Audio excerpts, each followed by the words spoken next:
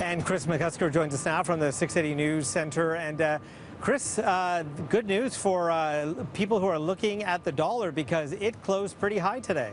It did, Francis. So your Canadian dollar goes a little bit further if you're heading to the U.S. It hit a high, an intraday high today of 80.53 cents U.S.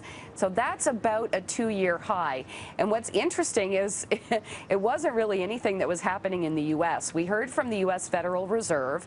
The tone was somewhat dovish as far as interest rates are concerned. They didn't change interest rates this time. So the U.S. dollar after this policy statement went lower. The Canadian dollar went higher.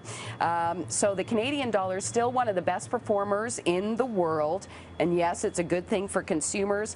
Now, I was talking to an investment advisor recently. He tells me it's a bit frustrating for his clients because of this recent strength, and the Loonie is sort of putting a crimp on their portfolios. And then CN Rail, as another example, which reported earnings this week, described a stronger dollar as a threat to profit. So that's sort of a good news, bad news story. But investors south of the border are also rejoicing today because the markets did very well for them. That's right. All 3 U.S. indices closed at records. The S&P was up by a single point, but it still counts. Strong earnings as far as the Dow goes from Boeing really driving the gains there. In fact, shares in Boeing actually hit a record as well. Now the growth continues at Facebook, the social media giant reaching a new milestone today.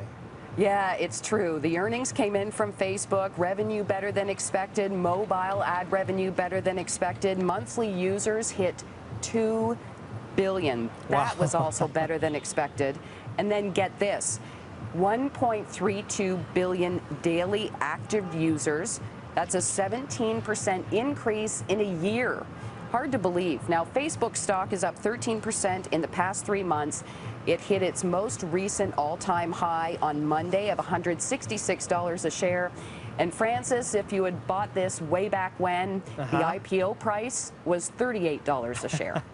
Oh, we could have been rich, Kris. You and yes, yes, I know. We want to give a big shout out to our Facebook fans that are actually watching us on Facebook now. We stream the show on Facebook, and during our commercial breaks, we have extra special content. So if you haven't already done so, encourage you to tune in during the breaks, especially on our City News Facebook page.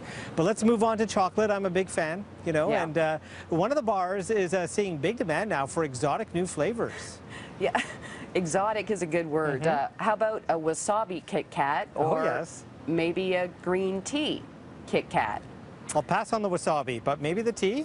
Yeah, well, apparently there's a need for these kind of chocolate bars, and mostly it's in Asia. So Nestle is going to open its first factory in Japan in more than 25 years. These somewhat strange concoctions are proving very, very popular. Nestle actually says that the exotic flavors helped KitKat sales in Japan grow by 50% since 2010. The tourists apparently loathe them as well. So because of this demand, they're going to create this factory.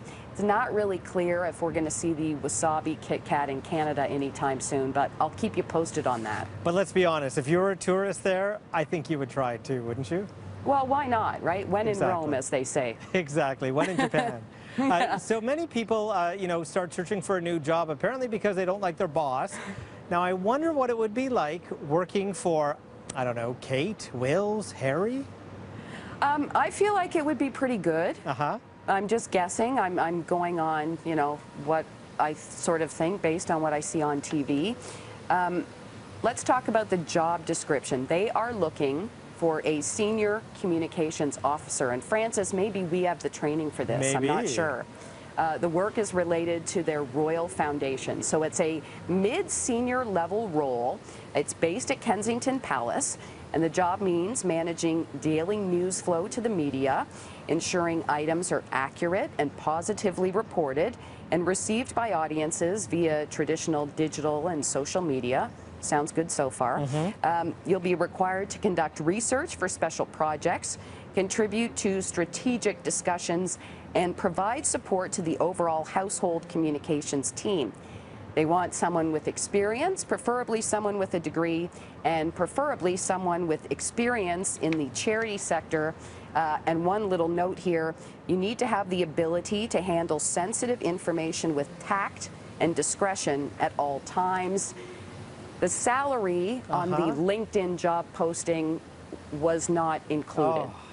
Yeah. That's what we were all waiting for. We want to know, I know. how much are they going to pay us? I know. Because I can keep my lips sealed. I'm good at keeping secrets. Exactly. I would love to know. Love to know. How much would it take for you to go and work with them? I don't know. See, it rains a lot in London, so I don't know. £500,000. That's my request. Okay. All right. Well, I'll get back to you on that, as I said. Yeah. Please forward on my demands and let me know what they say. I'm open to negotiation. All right. Got it. Sounds fair. Thank you, Kris.